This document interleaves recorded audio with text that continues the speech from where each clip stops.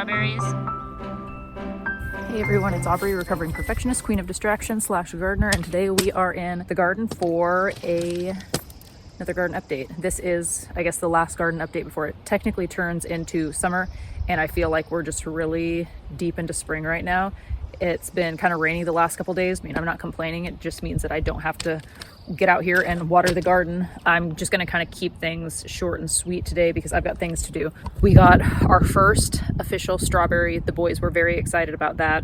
I think I talked before about how I got a red and a white variety of strawberry and made the terrible decision to plant them in the same bed. I figured out how to distinguish the two. The white strawberries have red seeds on them, and obviously the red strawberries have kind of like the white or yellow seeds on them. So still very confusing for a toddler when you say don't eat these green strawberries, but then you let them eat a white one that looks pretty much exactly the same. My mom had given me a few zinnia starts of hers, so I just popped one up in this area. And that one, I don't even know if I'm pointing at it. I had the two pumpkin plants, and the one that wasn't really doing anything is starting to show some life. So we will have pumpkins. There's 3 more of the zinnias that my mom gave me, and then in between the 3 plants I planted 2 sections of dill because I forgot to do that, but it's not too late. The carrots are really taking off. I did do a ton of weeding in here. That was something that I talked about last week that I needed to do, and I do need to also start paying attention to our tomatoes and possibly do some pruning on those. Do I know what I'm doing in that department? No, I have to look it up every year, and usually Josh ends up taking over that.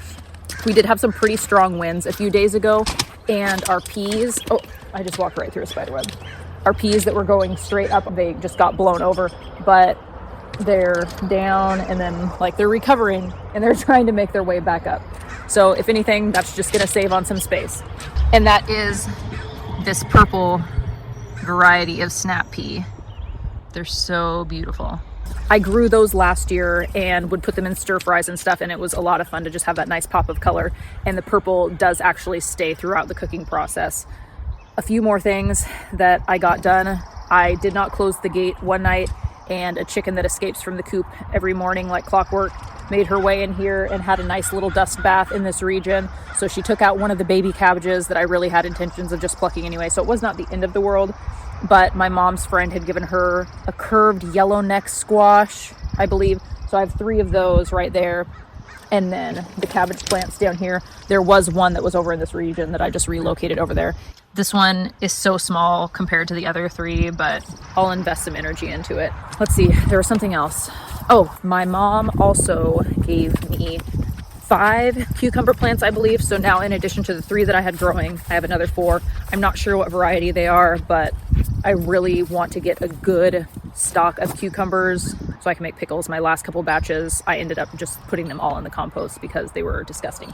So the moral of the story, there isn't one. Let's see, 1, 2, 3, 4, 5. There we go.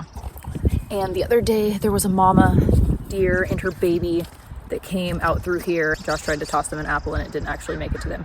So I'm just gonna kind of send this out somewhere that is farther from the garden than that. I'm gonna get distracted for a moment. Oh, gosh, it's windy. I got a little fuzzy thing to help with the noise when it's windy like this, but naturally I don't know what I did with it. So once upon a time, we owned this parcel and the parcel next door. They're 2 4-acre parcels.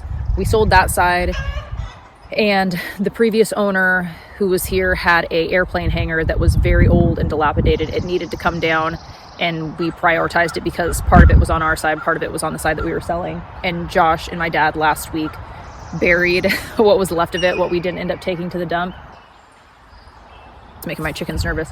So now we have this blank canvas here, and I'm thinking wildflowers, but there's also kind of the issue, this does not get a ton of sun. I'd like to do something productive with it food-wise, but I don't know if that's necessarily a possibility.